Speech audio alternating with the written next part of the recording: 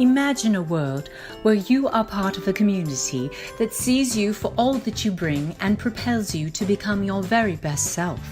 A world where everyone is valued for what they bring and everyone gets the support they need. Savor Exchange brings this dream to reality by empowering individuals, communities, and organizations with the right tools and resources to change the world. We do this by organizing people near and far around a goal or project and bringing them together and measuring their success.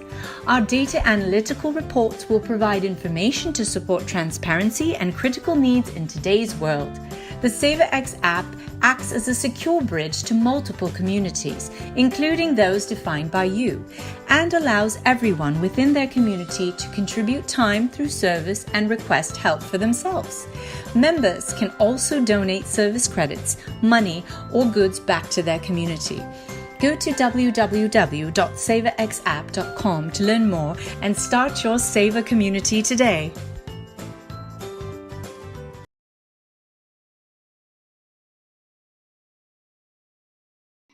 Hey, and welcome everybody. My name is Monica Medina, and I'm the founder and publisher, co-publisher of Our Daily Planet, a daily environmental e-newsletter. And Beth was kind enough to invite me to help moderate this wonderful panel of experts on animals and animal welfare and how they improve our happiness on this Happiness Day, the International Day of Happiness. The UN has declared it, and I just think it's wonderful to take a minute, take a pause in our busy days and talk about and think about what makes us happy.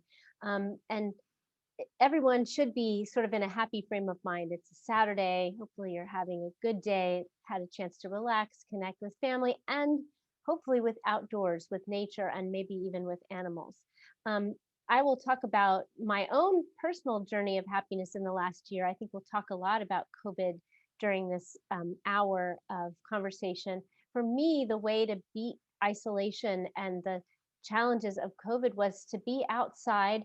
I started every day with a run with my own dog. So for me, nature and animals were at the heart of my own challenges and how to overcome them during COVID. And I think it actually turned out to be the way a lot of people overcame the challenges. And so we've assembled this wonderful panel to talk about that, not just as a personal experience like mine, but what is the science and the research and the work that they're doing behind this. So let me briefly introduce them. They're wonderful experts. First, we'll hear from Stephanie Markin, who's the Executive Director for Research at Gallup, and she has been the person behind a wonderful poll every year, a global poll on happiness. We'll hear about that in a minute. Then we'll hear from Beth Allgood, who is the founder and president of OneNature Global, which is an environmental organization that looks at these issues. And she has 25 years of expertise on wildlife and animal welfare policy. And finally, we'll hear from Lisa Fontaine, who's the president and CEO of the Humane Rescue Alliance, a regional community-based and multi-state animal welfare organization that's doing groundbreaking work and has a lot to tell us about the pandemic, and has, in fact, a special guest for us to get us started in the right frame of mind. So Lisa, I'm going to turn it over to you to introduce your guest. Thank you so much, Monica, and thank you for inviting me to be a part of this. It's my pleasure to introduce the only gentleman on the panel. One of the things people are surprised about when they hear about our work is that we care for all animals. It's not just dogs and cats, it's wildlife, it's small animals, pocket pets, birds, snakes, and sometimes farm animals. And so today I want to invite you to one of our current animals who is in foster care with our Vice President of Medical Programs, Dr. Megan McAndrew. Nothing is happier than a baby goat. There's nothing happier in the world than a baby goat. So Dr. McAndrew, could you put Lorenzo on the screen? Tell us a little bit about him. So Lorenzo came in as he was bought in a Walmart parking lot and was brought into DC as a pet for a toddler in a DC apartment, which is not really where he wanted to be. He's also still being bottle fed. He's only about 3.5 weeks old. But he's just been amazing to be around. You know, everyone's kind of feeling the COVID strain. And I just walk by with Lorenzo and people just smile. Come here, Lorenzo. Lorenzo, come here. This is a new area for him, so he's busy exploring. Could you tell us a little bit about what the next step in his journey is going to be? Still figuring that out. I have always loved goats and actually have over 3 acres in Southern Maryland. So it's going to be hard to separate from that face. So I'm contemplating adopting myself, but that would be dependent on finding a friend for him, since goats don't do well on their own. And also getting the fence that I've long put up for him. So otherwise there will be, you know, sanctuary and other rescue options for him. He follows me around like crazy. Well, we'll stay tuned for his story. Thank you so much for bringing him today. And Lorenzo has made not only the people at the Humane Rescue Alliance happy, but many of our dogs as well. Lorenzo could not And be he's hopping up. Aw, well, I guess we have to let Lorenzo go play. What a beautiful day to have Lorenzo around, and he's certainly started us off with a smile, and what a cutie, that face. Thank you, Lisa, and thank you, Dr. McAndrew, for sharing us with him. That's perfect start for our program today. I just want to note that we will take questions at the end. So if audience members have questions for the panelists, you can put them in the chat box and we'll sift and sort them during the presentations, and then we'll ask them at the end. So please send us your questions. We'd love to answer them. So let me start by turning the program over to Stephanie, who's going to tell us about the happiness poll. Wonderful. Well, thank you all for having me, and thank you for joining us, particularly on a Saturday. I've never had to follow a goat. That's a very hard act to follow, but I'll do my best. I'm going to share a little bit about our research here at Gallup about the state of well-being, both in the US and around the world. For those of you who don't know much about our research, we've been tracking well-being really for decades now, both in the US and globally, through the Gallup World Poll, which is a nationally representative study that we conduct in 140 plus countries each year. We ask folks a series of questions, everything from the state of your life today, access to high quality food and healthcare, law and order in your area, shelter. And through that, we know a lot about the state of well-being globally. And because we've been tracking for so long and we have that decades of research that's already been done, we know a lot about the fluctuations that happen around well-being, either from a daily perspective or even at a country perspective. So many of you will not be surprised to hear that we had record fluctuations in 2020 and still even yet in 2021 on the issue of well-being. And at Gallup, we use 2 questions to measure well-being. The first question we ask individuals on a scale of 0 to 10, where 0 is your worst possible life and 10 is your best possible life, how would you rate your life today?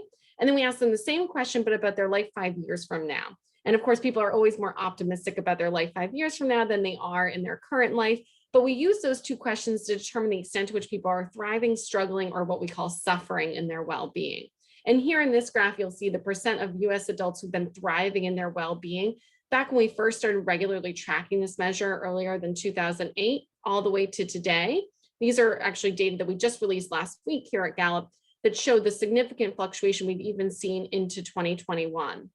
So what you'll see is one of the record lows we've ever detected on the issue of well-being happened just after the 2008 financial crisis, which will not probably surprise many on this call. We saw record well-being lows, and the percent thriving dipped to just over 45% of individuals who are actually thriving in their well-being. And then you see consistent increases and improvements in well-being that have happened since then.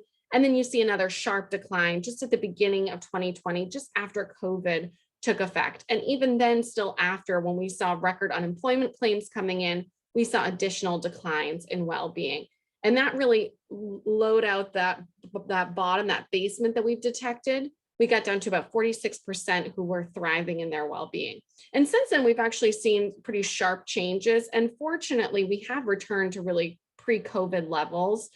with just 54% of US adults thriving in their well-being in our most recent measure. I think this is a huge testament to the resilience of individuals that we see that this is the case. I will say, because we measure both your current life and your future life, what we've seen is future life evaluation tends to be a lot more positive. So it's buoying a little bit about what's happening in people's daily lives as it combines to categorize into overall life evaluation. Because what you see is the percent that are satisfied is still down from pre-COVID levels, right? So when you look at the percent who are satisfied in their personal life at this time, our most recent read of this just in 2021 was 82% of US adults said they were satisfied overall with the way that their life was going. Now, when we look at the percent that are very satisfied versus satisfied, that's where we see some of the most significant changes. So among those who reported that they were very satisfied, we see that's declined from 65% pre-COVID to just 51% now that are very satisfied. So still a lot of work to do in terms of overall satisfaction with people's day-to-day lives and current day. One of the things that we've been tracking since we started our well-being work several decades ago is positive affect and negative affect. So daily emotions that you have that are either positive or negative. And we track this both in the US and around the world through the Gallup World Poll. And what's been interesting is we've seen record fluctuation in daily emotions over the last year. So although life evaluation has remained relatively stable with some sharp changes around significant events like lockdowns in individual countries or significant amounts of unemployment claims being reported, daily emotions has looked a little bit more like this. And that's because, as many people on this call would attest, daily emotions are changing a lot for individuals as they experience disruption in their employment, personal and health related concerns and economic challenges that they've had in their own households. And so that's really resulted in what we see as a significant increase in particular around negative emotions. So if you look at this graph, what you'll see is prior to COVID-19, we asked individuals the extent to which they experienced a lot of worry and stress a lot of the day yesterday. We just asked about yesterday because we want it to be really high quality recall for individuals. And you'll see that after COVID-19 set in, the percent of people who reported that they were experiencing those negative emotions really significantly increased. And unlike life evaluation, they actually haven't returned to kind of a pre-COVID normal. So while people on an aggregate say their life is generally going pretty well and similar to their pre-COVID life, their daily emotions are not quite back on track from prior to COVID-19. And unfortunately, what we've seen is the rate of negative emotions has actually changed significantly. When we ask people the extent to which they've experienced a lot of happiness or joy the prior day, we actually don't see as much fluctuation. So people are still experiencing really positive things in life. Unfortunately, they're also just experiencing a lot of negative emotions as well. So we learned a lot over the last 30 plus years about the environmental factors that have to exist for somebody to feel happy or to rate their lives really positively and enjoy positive life evaluation. And what we found is when we look at the countries in which they're really positive on an aggregate basis, and most of their adults in that country are thriving or even struggling as compared with suffering, we see there are 4 really important factors that the World Happiness Report really describes in great detail. One of which is having someone to count on. This has been more important than ever. So in the most recent research released through the World Happiness Report, they explained very eloquently, and I think in a way that really resonated with most of us, that having that person to go to has been more important the last year than ever before in terms of buoying the challenges people have experienced and creating that resilience. We also find one of the characteristics that people have to have in order to really be thriving in their life evaluation is experiencing generosity from others. We also see freedom to make life choices is really important to people really thriving in their life evaluation, as is believing that there's an absence of corruption at the national level in their country or in their government. One of the other factors that's been brought forward by the World Happiness Report and the research that they've done is that the actual physical environment that you're living within is also really important. So the extent to which you're experiencing a temperate environment, for example, there have been really interesting research conducted even at a city and a local level showing that the physical environment that you're within, which hopefully includes lots of animals and wildlife, has a huge impact on how you view your current life. So with that, I'll turn it back over to Monica to talk a little bit more about some of the other presentations. Thank you so much, Stephanie. That was so interesting, and particularly to see the people's day-to-day worries are up, but that their stresses are up, but that their general outlook is coming back to where it was before. That's really fascinating to think of all that everybody has been through. I love your friend there. That's great. To think of all that everyone's been through, and that, you know, even as we're just emerging from a lot of the restrictions from COVID, people's frame of mind and positive outlook for the future is coming back. So that's great to see. All right, next I want to turn it over to Beth Allgood to talk about animals and human well-being and what this past year has demonstrated in her work, and especially in her new organization, which she just started this year. So Beth, off to you. Thank you. All right, I'm going to share my screen. Uh-oh. All right, give me 1 second. I forgot something. Okay. Now I'm going to share my screen.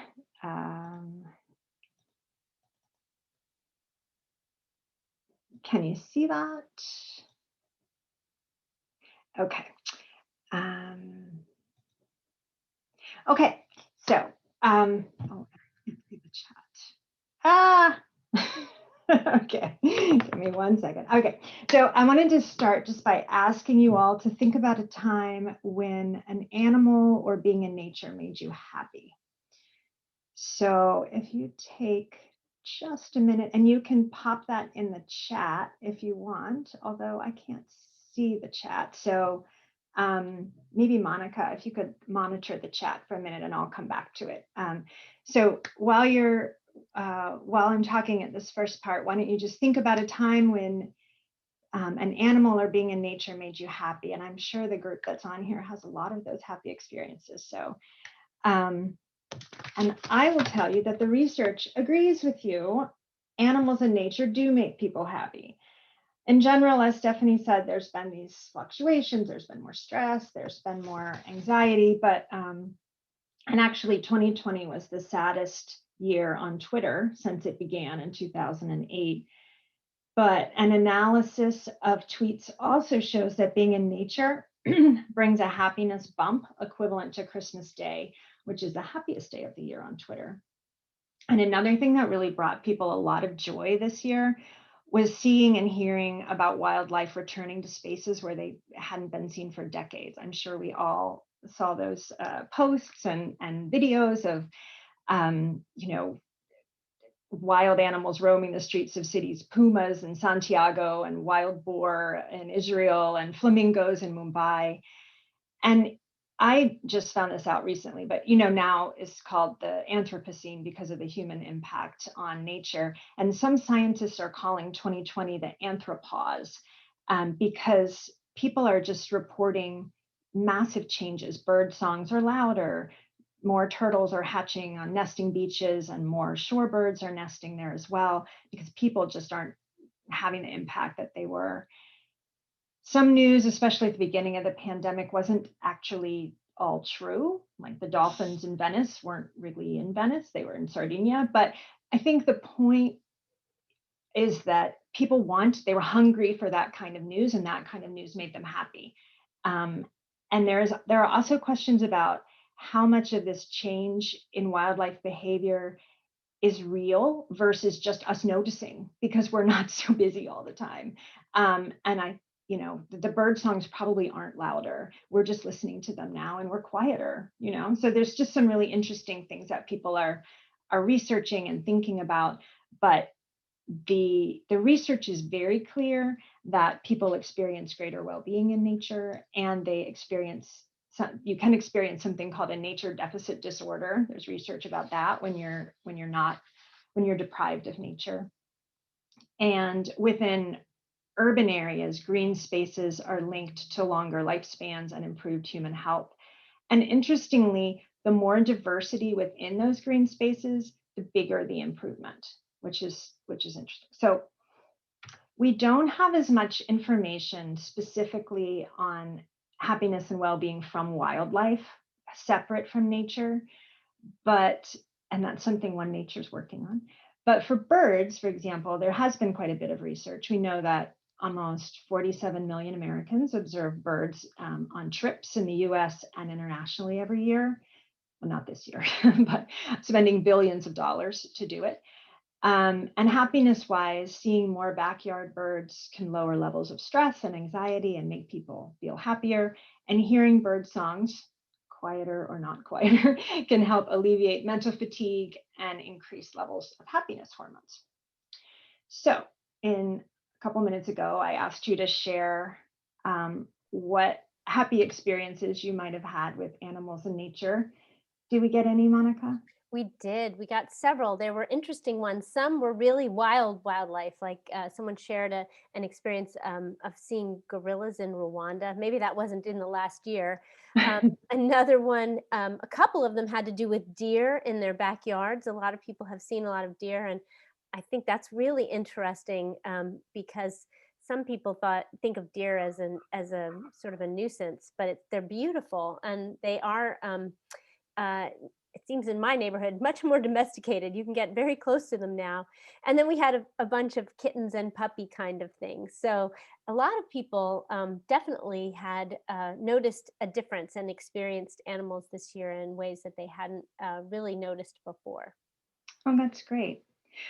Okay, well, I'm going to bring us down and then I'm going to take us back up again. So for the moment, I want to add with these experiences, and here are just some pictures of some experiences like that: birds outside, or wildlife in your backyard, or in Africa, or your cat or dog.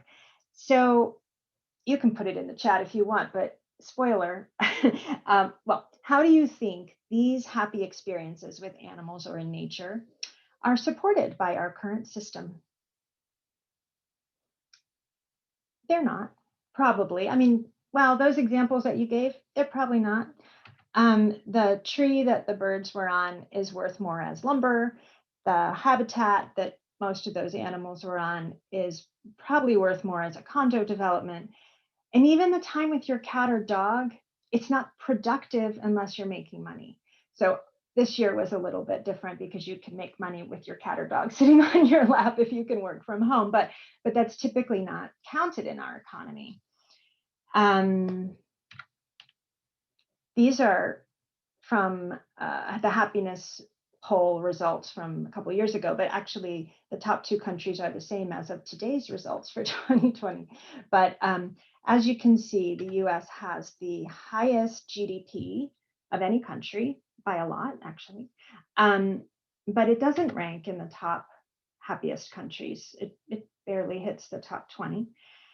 And the difference between happiness and GDP can be explained by a number of factors, like Stephanie was explaining: social support, healthy life expectancy. If you add these things to a model, you can get a much closer model of what well-being in a country actually, how to predict it. So GDP really isn't a metric we can depend on to tell us about happiness and well-being. So you may be asking, what does this have to do with animals, which is what I'm supposed to be talking about? And I'll just mention a couple things. So this is a picture from the relief efforts after Hurricane Katrina, which was one of the most devastating natural disasters in US history. But the recovery efforts were very productive, and it had a positive impact on GDP. Another example is elephants. So I worked on the US ivory ban about 7 years ago, and globally we were losing an elephant about every 30 minutes to ivory poachers. More elephants were being killed than were born every year. And it did have, this can have some impact on GDP, especially for countries and communities that are living close to these elephants and that, that rely on wildlife ecotourism. But the value of elephants goes far beyond money. Obviously, they have spiritual value, they have cultural value. And if people weren't around, they would still be valuable to each other. They have intrinsic value. And if we lost elephants, we would lose a lot more than money could measure. So quantifying the economic value of wildlife is better than not quantifying any value.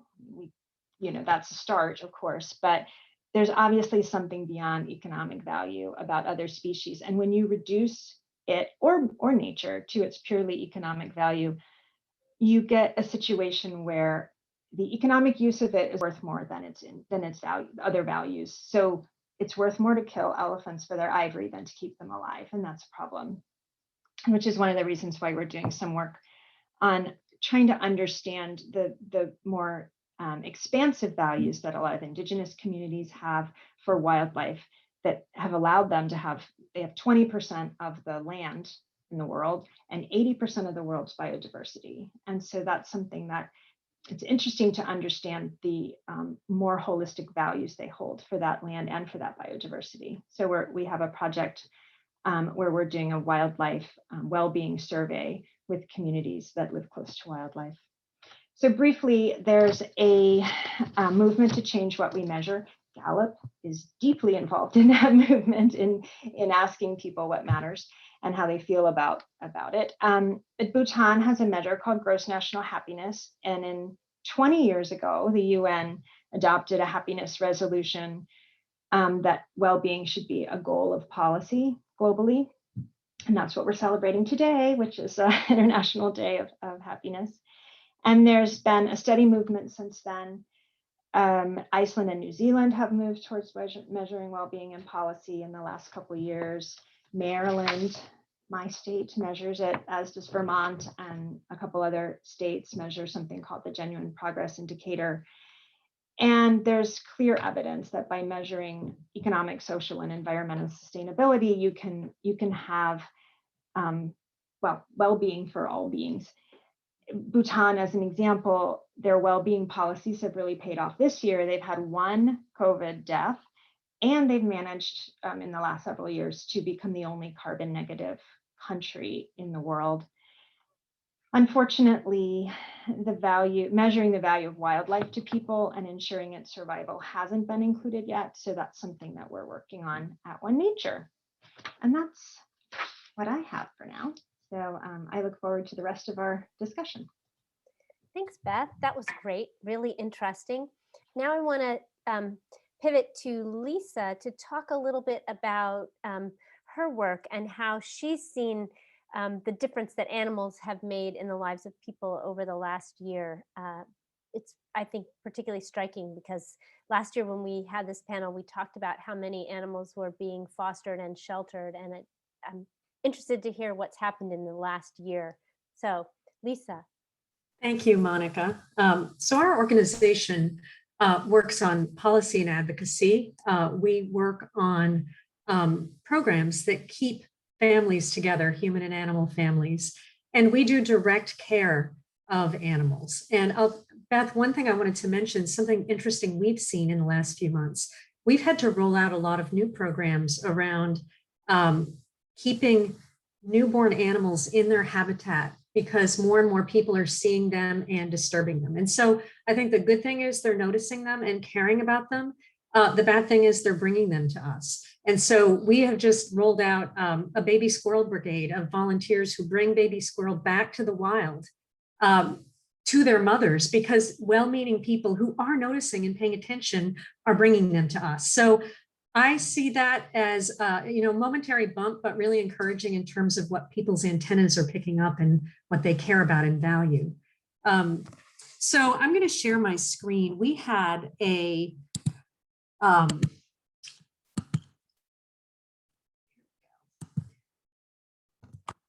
so a year ago, one of the most profound things that happened for our organization is that we shelter and care for about 21,000 animals a year.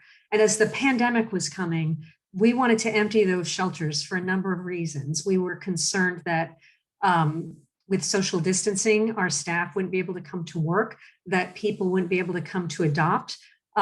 Most of all, though, we were concerned that people who got sick or died from the virus might have to give up their animals. And so we put out a plea for help. And what happened totally blew us away. We had 2,400 people in the nation's capital region sign up to be foster families. And what that means is they were taking shelter animals into their homes and caring for them. And that caused a complete change in how we do our work. So our operations completely decentralized.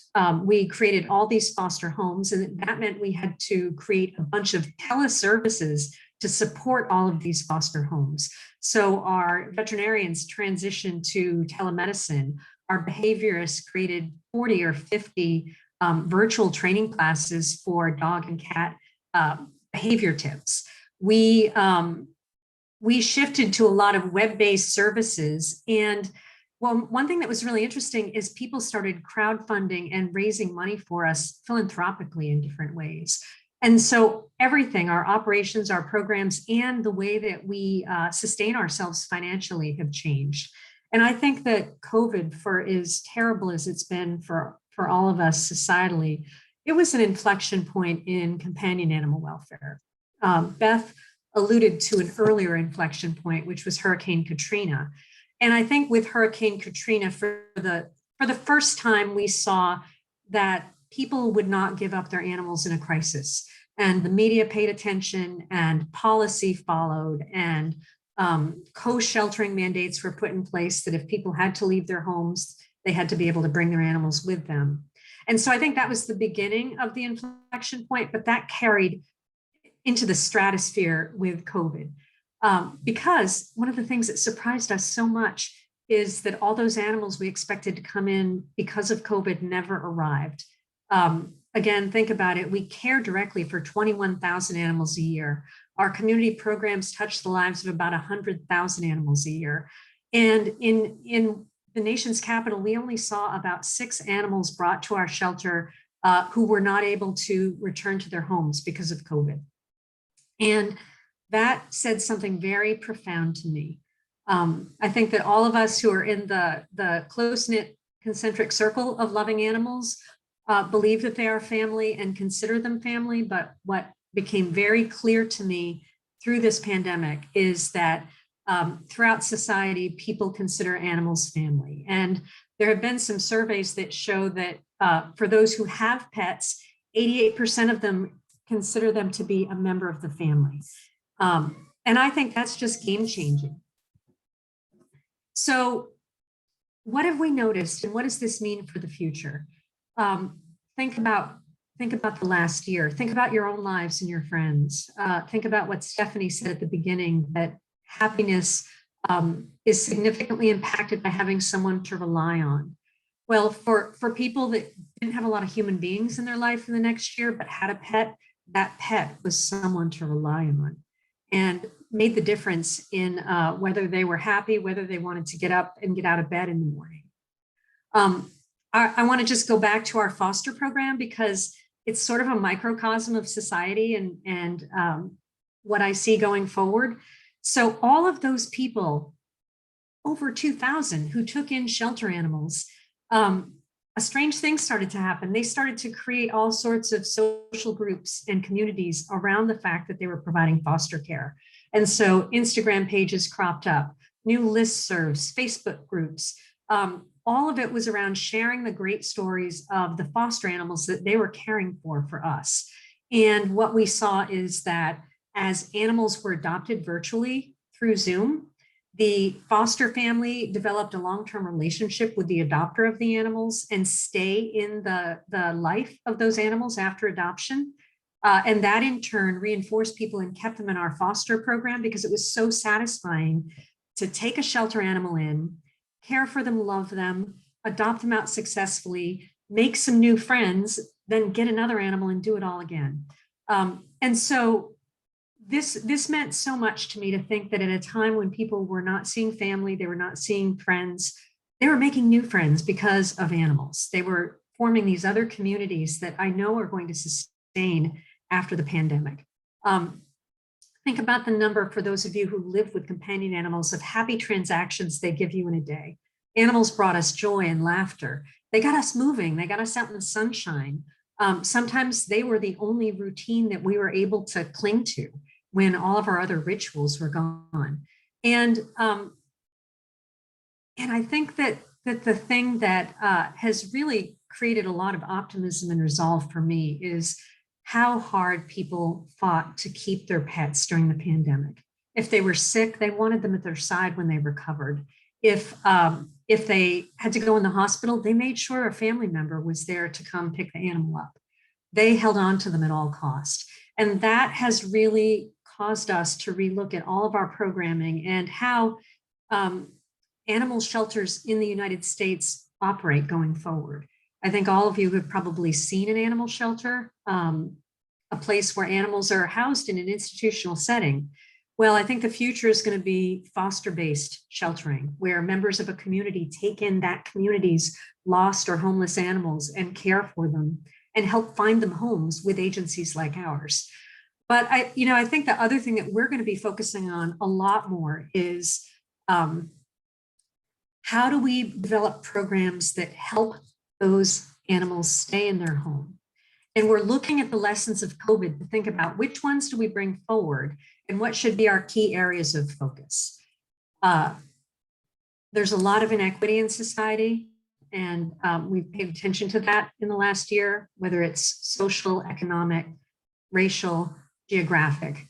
And one thing I believe, and I think a lot of people believe, is that pets should not be an equity issue. If people want to have a companion animal, they should be able to have one.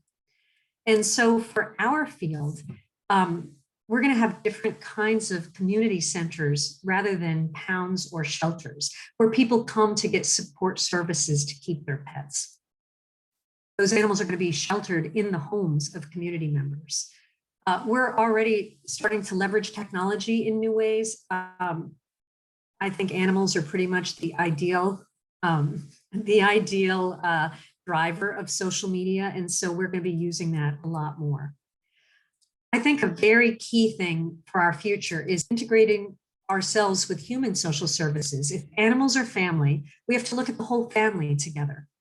And so as a result, we're going to be creating a new profession and I think a new field of study, which is going to be urban planning around considering animals, human-animal social services. I talked a little bit about how our fundraising is going to change. We're looking at all of this through a diversity, equity, and inclusion lens. You know, one hard realization we've had is that we've contributed to racial bias as a field by sometimes taking animals from homes where they were loved, but we didn't think the homes were good enough because of economics or what kind of food they were able to give them. And we have to completely turn that on our heads and make sure that anybody who wants an animal can have them. So, oops, I'm hitting the wrong arrow.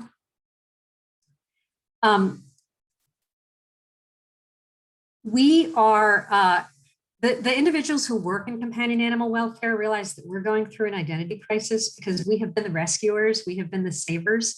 And now, as the animals are being cared for in the community, we're more conveners and connectors and facilitators. And I think that there's going to be a blurring of the lines going forward between animal social services and human social services. And I'm really excited about that because the reasons that animals are homeless and people are homeless, the reason that animals are abused and people are abused, all have the same foundational concerns. And so if we link ourselves together with all these groups, we can learn from each other, we can emulate one another's programs, and we can ultimately build better safety nets for our communities. So thank you very much. Thanks, Lisa. That was really interesting. And I think, you know, the takeaways for me are that animals are family and they create community. And what a wonderful thing to think about, you know, and all the hardships that we've had over the year, that those two things were breakthroughs, were changes, fundamental changes in the way people relate to animals and to nature. And, you know, I think the other big one that people have talked about is moving out of cities and places where there's a lot of people and an aggregation of wealth, and out into smaller towns and communities across the country, and putting themselves literally more in nature, which has made them happier, and they may not ever go back. It may have started as a temporary change. So it'll be really interesting to see. I want to ask Stephanie and Beth, I have a couple of questions that I thought of, and this is the time, audience members, when you can send us your questions. So please do, now that we've had all the panelists speak.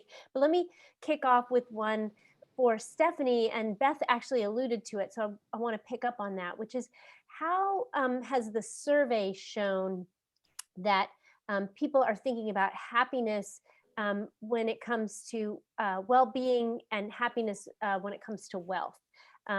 You know, I think there's a lot of question about people having lost jobs and lost wealth this year, but I didn't see huge change at the end of the year. By the end of this time, even if people may not have gotten their jobs back. So just wondering if you have a sense of that from the survey.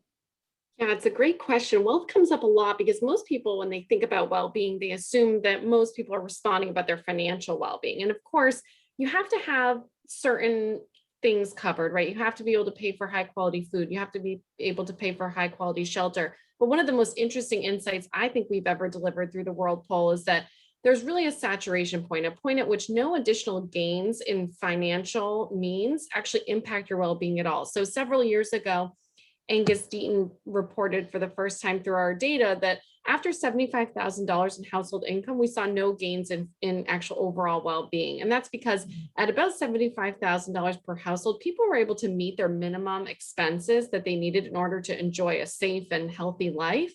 And so therefore, more money didn't necessarily equal more well-being. And I think we all know that anecdotally, but empirically, we also see that's the case. It's interesting because well-being and employee engagement or employee satisfaction tend to go together, right? So the extent to which you are enjoying a healthy or happy life, you tend to be pretty engaged at work as well. What we've noticed this year is there's been a little bit more of a disconnect between well-being and employee engagement. So as people experience record lows in their overall well-being, a lot of them experienced really highs in their career well-being. And it's because for those who remained employed, your job became like a little bit of a life raft for you kind of hold on to.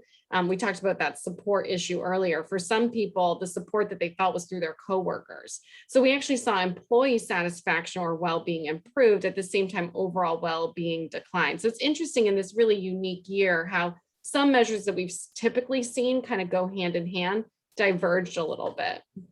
Yeah, I can definitely relate. I think losing my commute definitely made me happier. And it meant that I had more time to run with my dogs and do the things outside that I wanted to do. We did have a question. Let me just pose it to you right now while we're on this topic about how you quantify happiness. What is the measure of that? Yeah, so it's a good question. So we ask people a few questions about their well-being. So we ask the two main questions that we use to quantify their life evaluation, those two questions about the ladder, right? On a scale of 0 to 10, where do you stand now? Where do you think you'll stand 5 years from now? But we also ask a lot of questions about emotions that people have on a daily basis. We ask things like whether or not they have enough money to do the things that they want to do. We ask them if they have enough energy to do the things they want to do as a measure of physical well-being. At Gallup, we've historically measured well-being in 5 interrelated elements. And I say interrelated because they all really influence each other. So financial well-being, community well-being, social well-being, purpose well-being, which generally looks like, career well-being, and physical well-being. So those are our 5 elements that we use to track well-being. And then we categorize people as thriving, struggling, suffering. So if you imagine financial well-being, someone who's thriving is really saving for a rainy day. They're getting ahead. Somebody who's struggling is probably meeting their minimum expenses, but not necessarily putting anything away. And then someone who's suffering is really falling behind. So they might be somebody who's late in making payments and is really concerned about actually remaining in their current housing situation. So we use a lot of different items. We tend to see they vary together in the same direction. The unique one, of course, is that career well-being metric that really diverged at the same time. All of the other metrics headed a different direction. But we purposely and really intentionally ask those questions across those 5 because we know that generally speaking, that's how people express and live their lives across those 5 distinct areas.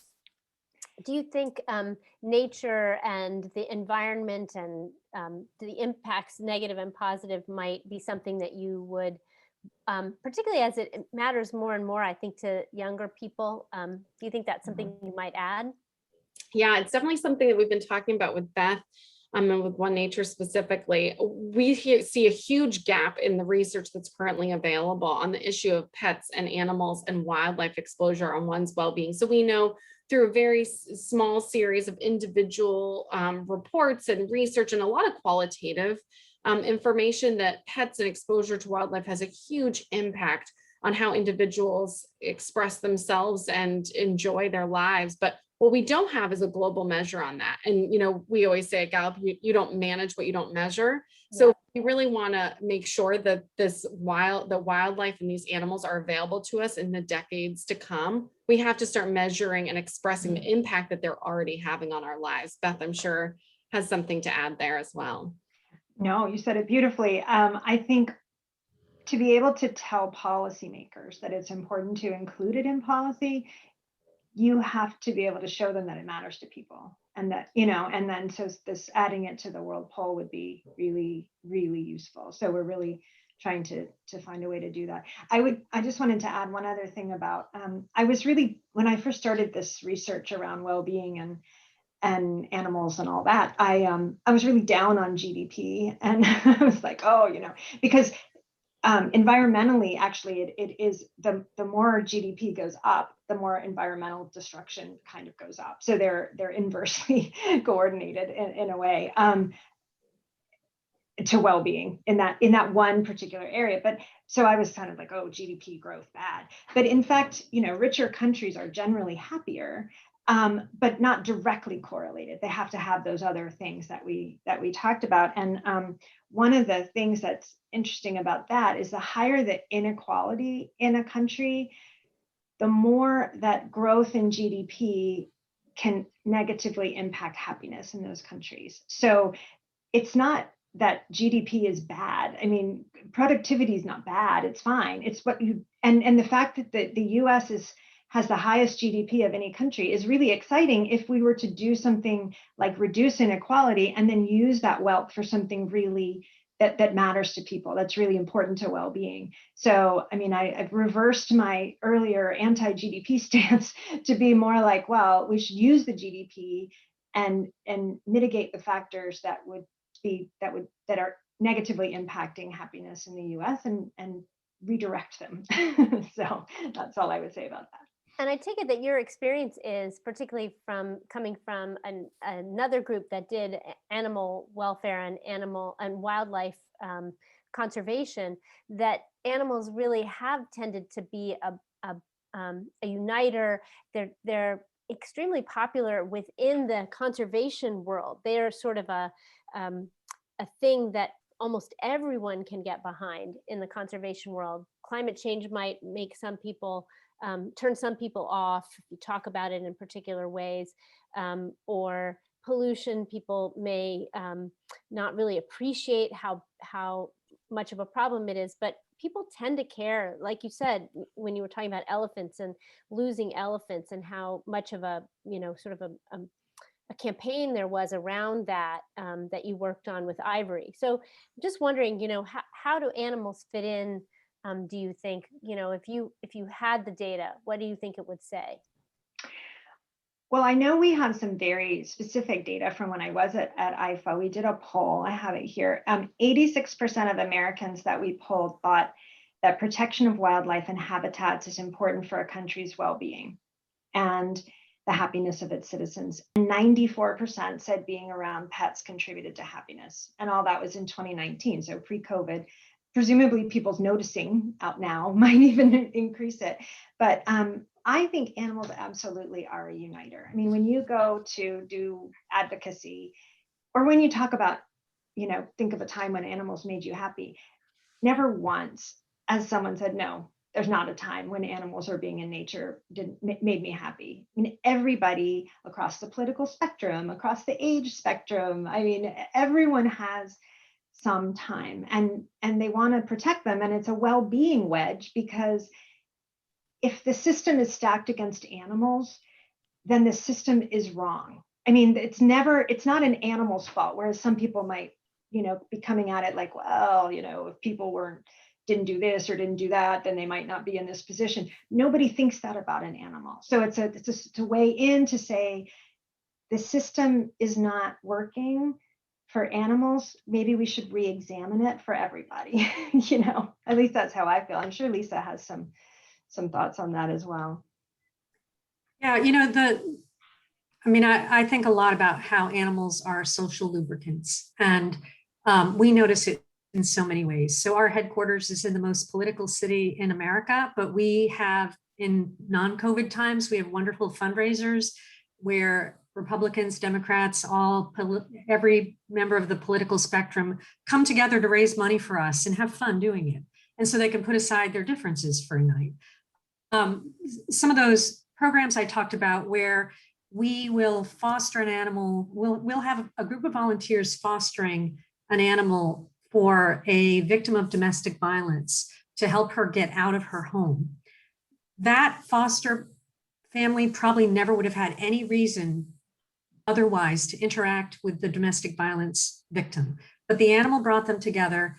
The animal builds bridges, creates empathy, and knits the community together more. I think one of the things that's been really profound for us in the last year is that as we have fought really hard to keep animals in homes when people were unemployed, when they weren't sure where their next meal was going to come from, we heard time and time again that when we intervened to help the animal and therefore help the person felt noticed, they felt valued, they felt like someone cared about them. So it helping their animal helps with social isolation. And so I think the opportunities to just look for those linkages and look for how can we actually use animals to bring people together who might not otherwise come together. We can make better, stronger communities when we do that.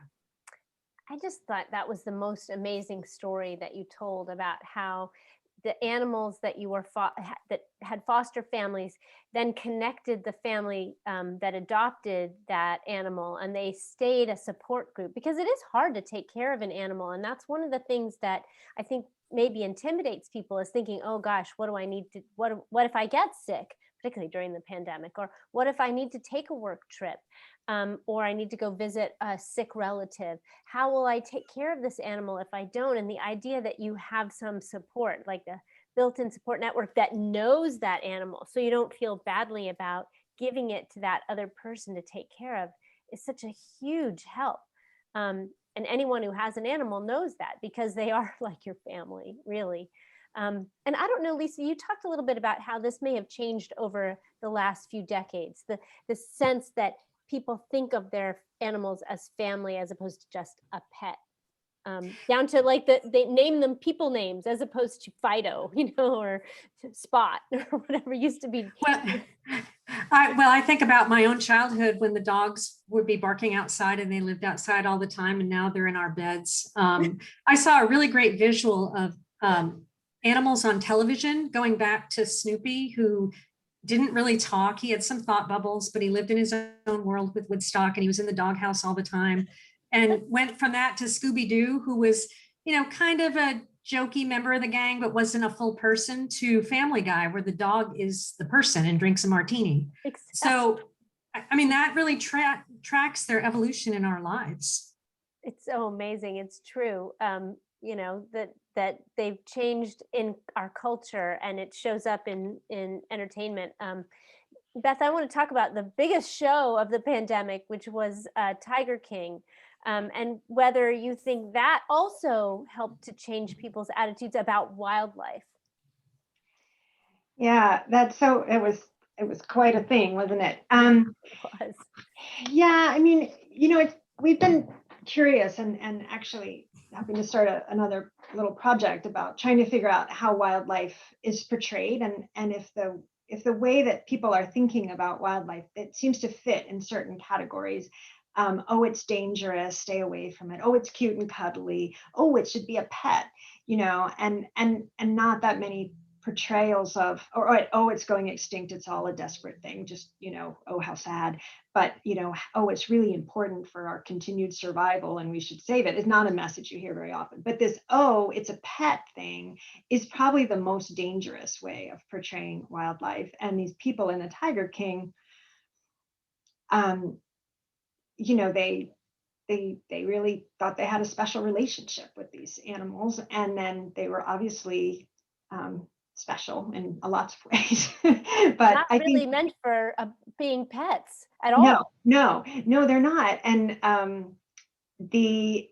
think that the exposure of this whole, it's a whole subculture. I mean, they're surprising. For people that don't know, there are more tigers in people's houses in the United States, or in private ownership in the United States, than there are left in the wild in the rest of the world. And that's an enormous tragedy for those animals, for the people. I mean, it's dangerous. And I think that people had no idea until they saw the Tiger King. And then it got the word out there, and Congress actually, at least the House passed the bill that would restrict private ownership of big cats, which is huge. So I think that was very positive.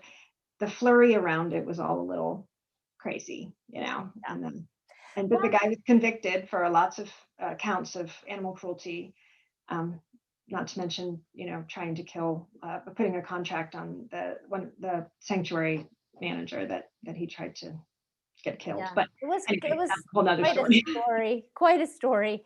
I guess I want to end with a question that's aimed at all of you, which has to do with leadership. And President Biden, early on in his campaign, made a promise to save 30% of the U.S. For nature by 2030.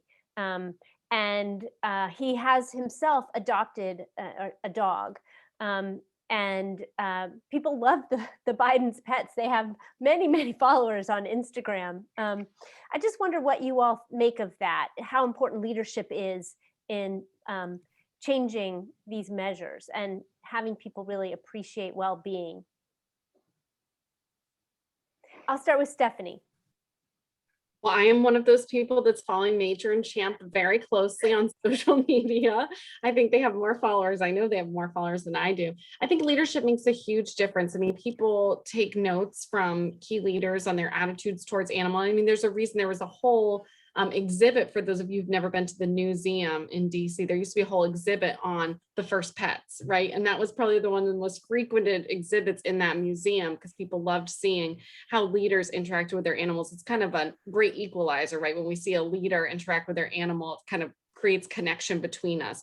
So I think it makes a huge difference for individuals.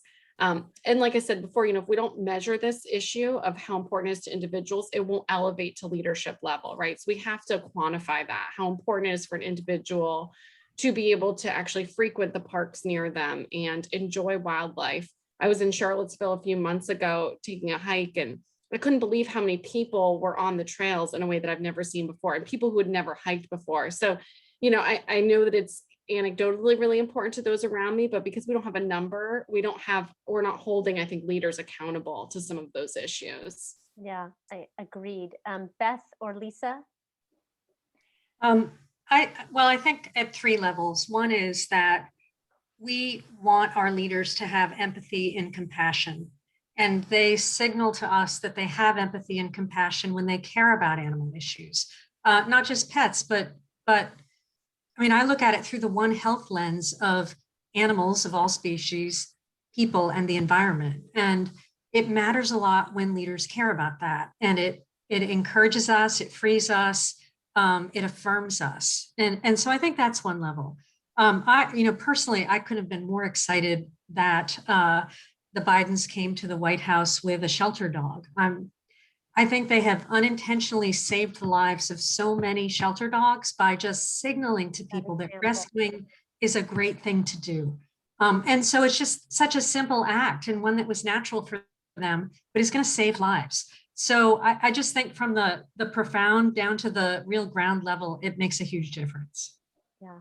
Beth, any last thoughts? I would say the same. I think that caring about the well-being of people and then reflecting that in policy, and including animals and nature, but all well-being, and not just, not having the sole driver be to increase money, productivity, at all costs is something that you need. It's systemic. It's not an individual thing. So individuals can do things, and we should be out in nature, and we should love our animals, and we should be happy because happiness contributes to the planet.